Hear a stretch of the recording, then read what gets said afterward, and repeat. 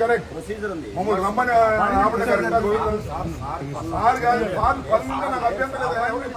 ఉంటే కల్పిస్తాం. అపాయింట్మెంట్ ఇచ్చారు. అపాయింట్మెంట్ ఇచ్చారు. అపాయింట్మెంట్ ఇస్తేనే వచ్చారు. గోవిందరాజు అట్లా అనిపిస్తా అంటే అది కరెక్ట్ కాదు.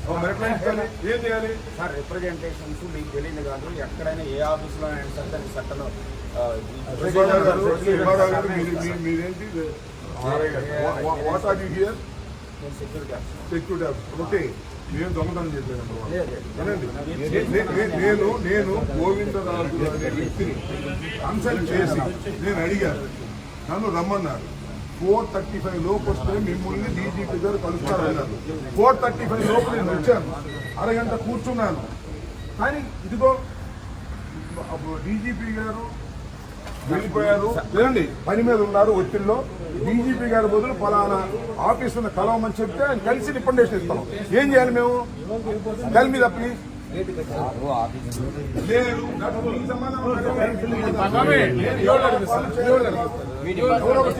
కలవాలనే ఉద్దేశంతో రావడం జరిగింది.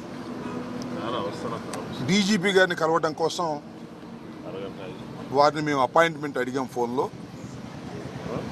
వారి పిఎస్ఓ పిఎన్ఓ గోవిందరావు గారు 4:35 వస్తే వారు మీతో కలుస్తారని, తరువాత వారు సెక్రటేరియట్కి వెళ్ళిపోతారని చెప్పారు.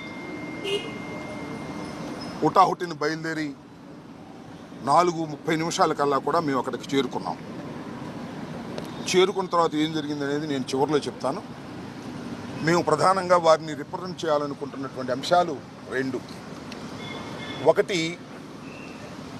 మాజీ శాసనసభ్యుడు మొన్న గన్నవరంలో వైఎస్ఆర్సీపీ అభ్యర్థిగా పోటీ చేసి ఓటమి పాలైనటువంటి వల్లభనేని వంశీని ఈరోజు ఉదయం తెల్లారుజామున బహుశా 6 గంటలకో 5 గంటలకో హైదరాబాదులో వారిని అరెస్ట్ చేసినట్టుగా మీడియా ద్వారా మాకు సమాచారం అందింది. ఆ తరువాత వారు అసలు ఎందుకు అరెస్ట్ చేశారో మాకు అర్థం కాలేదు. కారణం ఏంటంటే ఆయన ఒక కేసులోనూ 2 కేసుల్లోనూ ముద్దాయిగా ఉన్నారు. ముఖ్యంగా గన్నవరం తెలుగుదేశం పార్టీ ఆఫీసు మీద దాడి జరిగిన కేసులో వారు ముద్దాయిగా ఉండటం, దాని మీద ఆయన కోర్టుకు వెళ్ళడం, ఆయనకి యాంటిసిపేటరీ బెయిల్ ప్రొటెక్షన్ ఇవ్వటం కూడా జరిగింది. కాబట్టి ఆయన అరెస్ట్ చేసినటువంటి అవకాశం లేదనే అభిప్రాయం మాకుంది. కానీ ఉదయాన్నే అరెస్ట్ చేశారనే వార్త తెలియగానే ఎందుకు అరెస్ట్ చేశారో అర్థం కాక ఆశ్చర్యపోయాం, దిగ్భ్రాంతి చెందాం. దీనికన్నా ముందు 2 రోజుల క్రితం ఒక సంఘటన జరిగింది.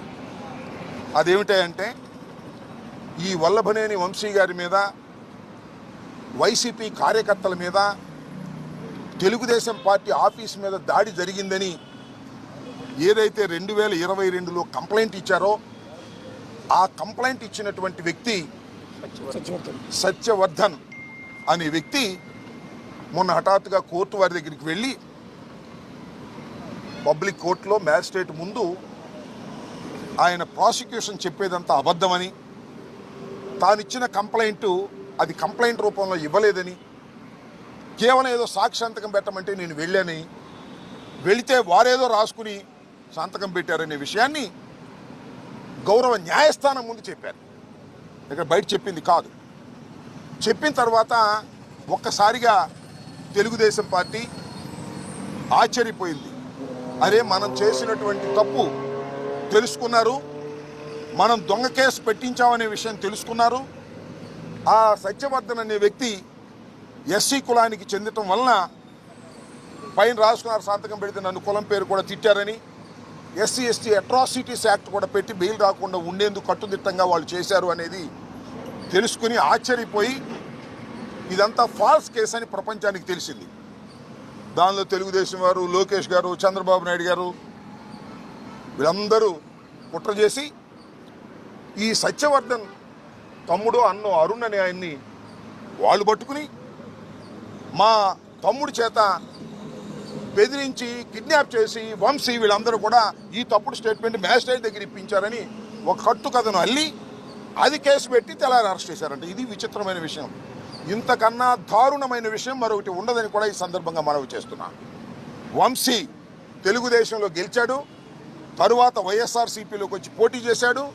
అందువల్ల వంశీ మీద చంద్రబాబు నాయుడు గారు అదేవిధంగా లోకేష్ గారు కక్ష కట్టారు. మా పార్టీలో గెలిచాడు, మా పార్టీలో గెలిచి వైసీపీలోకి వెళ్ళి పోటీ చేశాడు, మమ్మల్ని అనేక సందర్భాల్లో విమర్శించాడు.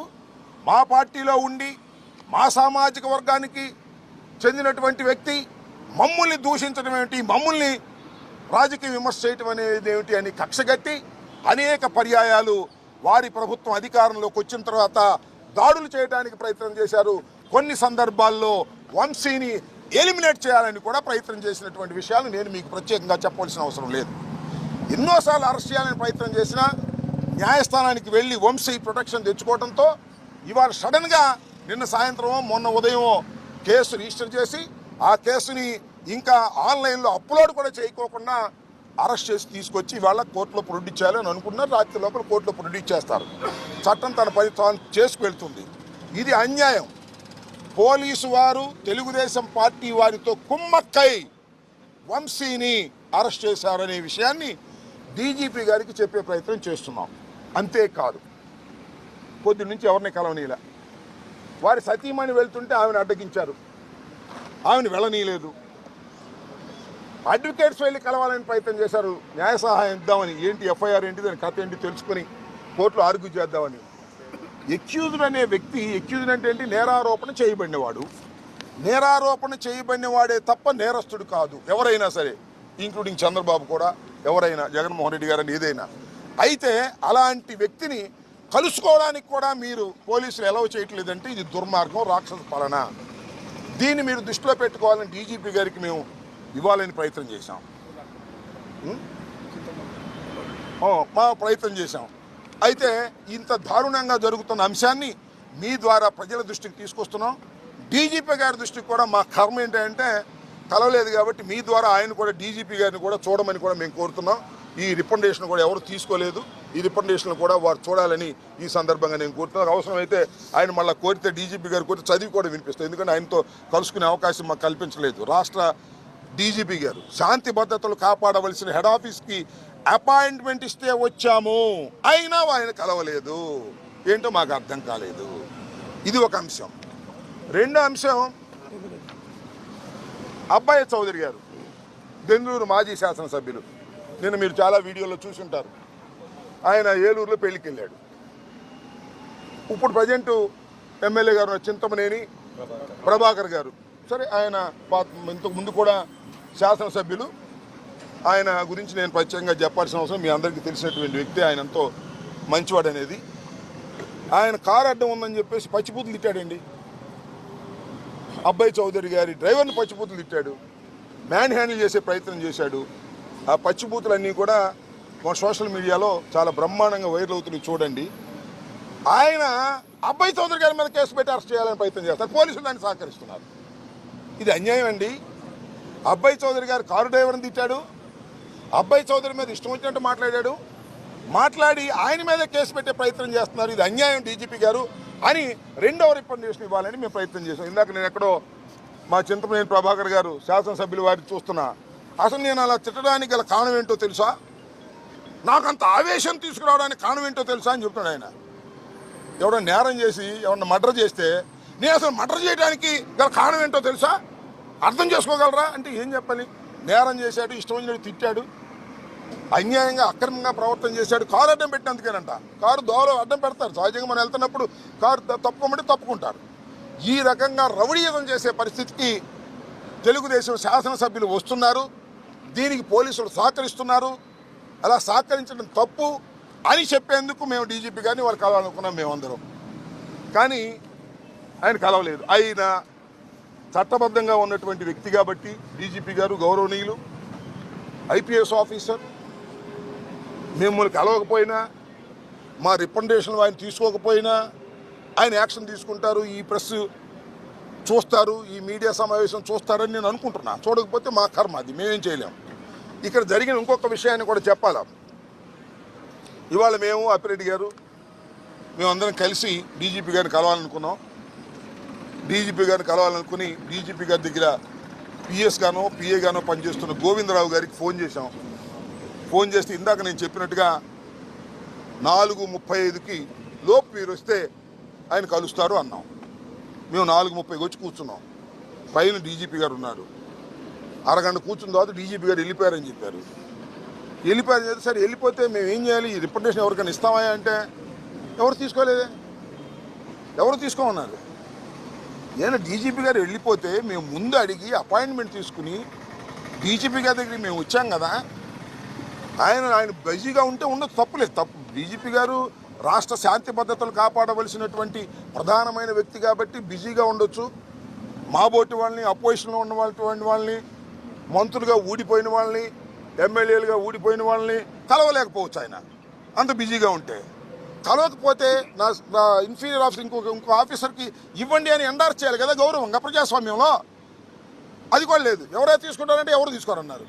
చివరికి గోడకు అంటి చూద్దాం, ఇక్కడ అంటించడానికి లేదన్నారు. What is this? ఎంత దుర్మార్గంగా ఉంది ఈ పరిపాలన అడుగుతా ఉన్నా. చంద్రబాబు పరిపాలన దుర్మార్గంగా ఉంటే పర్లా, లోకేష్ పరిపాలన దుర్మార్గంగా ఉంటే పర్లా, లేదా హోంమంత్రి అనిత గారి పరిపాలన దుర్మార్గంగా ఉంటే పర్లా, డీజీపీ గారి పరిపాలన ఆయన పేరేంటి, హరీష్ కుమార్ గుప్తా గారి పరిపాలన కూడా ఇంత దుర్మార్గం ఉంటే ఎలాగన్నా? అయ్యా తమరు ఐపీఎస్ ఆఫీసర్, మీరు శాంతి భద్రత కాపాడవలసిన వారు. రేపు ఏదైనా కోర్టులో అడిగితే మీరు సమాధానం చెప్పాలి. అనిత గారు సమాధానం చెప్పరు, లేదు లోకేష్ గారు వచ్చి సమాధానం చెప్పరు, ముఖ్యమంత్రి గారు సమాధానం చెప్పరు, హరీష్ గుప్తా గారు వచ్చి సమాధానం చెప్పాలి. Is most senior officer. గౌరవం లేకపోతే ఎలాగూ? మీరు ఈ రిప్రజెంటేషన్ తీసుకుని చిత్తుబుట్లో బారేస్తారో, మీరు పెట్టుకుని దాన్ని చదువుకొని ధర్మాలు ఆలోచిస్తారో వేరే అంశం. కనీసం తీసుకోవడానికి కూడా అంత బద్ధకం అయితే ఎలాగూ? తీసుకోవడానికి మీరు బిజీగా ఉంటే మీ దగ్గర ఉన్న ఆఫీసర్ని అపాయింట్ చేయడానికి ఏంటి ఇబ్బంది? ఎందుకు మమ్మల్ని మీరు అవమానిస్తున్నారు? ప్రజాస్వామ్యంలో ఇది ధర్మమా, న్యాయమా? ఆలోచించబోయి మనం చేస్తున్నాం. కాబట్టి ఇలాంటి దుర్మార్గమైనటువంటి పరిపాలన పోలీస్ యంత్రాంగం చేయటం చాలా బాధాకరం. ఇవాళ కూడా నేను మనవి చేస్తున్న హరీష్ గుప్తా గారిని, the senior most IPS officer, DGP, ఇప్పటికైనా ఈ రికమెండేషన్లు మీరు ఎవరైనా పంపించి తీసుకోండి, లేకపోతే మళ్ళా వచ్చి ఇవ్వమంటే మళ్ళీ ఇస్తాం. Take immediate action. ఇవాళ వంశీని ఉదయం 6 గంటలకు అరెస్ట్ చేసి ఇవాళ రాత్రి లోపల మీరు వితిన్ 24 అవర్స్ లోపల మీరు హాజరుపరచాలి. హాజరుపరచకపోతే అది మీరు చట్ట వ్యతిరేకమైన కార్యకలాపాల కిందకు వస్తుంది. అసలు ఫాల్స్ కేసులు పెట్టి మీరు చంద్రబాబు నాయుడు, లోకేష్ గారు చెప్పినట్టుగా ప్రవర్తించడం పోలీసు యంత్రాంగానికి సరైనటువంటి విధానం కాదు అని చెప్పి వెళదామని వచ్చాం. ఇది జరిగిన విషయం. చూద్దాం, tomorrow will take decision. First of all he has to take representations. That is the duty of the police officer. If he is busy, he is appoint another person to take this. We are all politicians. One is an MLC. He is also an MLC. He is an ex-MLA. I am an ex-minister. What is this? This is a democracy. We came to the police headquarters with the appointment. I am pressing it. With the appointment we came here. But nobody is carrying it. What is this? అంటే నేను అనేది ఏంటంటే, police head క్వార్టర్లోనే ఇంత దారుణంగా ఉంటే ఇంకా చిన్న police station ఏముంటుంది చెప్పండి? This head quarter of the state. This is the situation in Andhra Pradesh. ఇది ఉన్న వాస్తవం. ఇదే విషయాన్ని చెప్తున్నాం. వంశీ మీద కుట్ర చేసి కేసులు పెడుతున్నారు. మీకు రాజకీయ కక్ష ఉంది వంశీ మీద. వంశీ మిమ్మల్ని చాలాసార్లు విమర్శించాడు, మీరు కూడా విమర్శించండి. వంశీ మీ పార్టీలో గెలిచి మా పార్టీని పోటీ చేశాడు, మీకు కక్ష ఉంది, ఉండేయండి.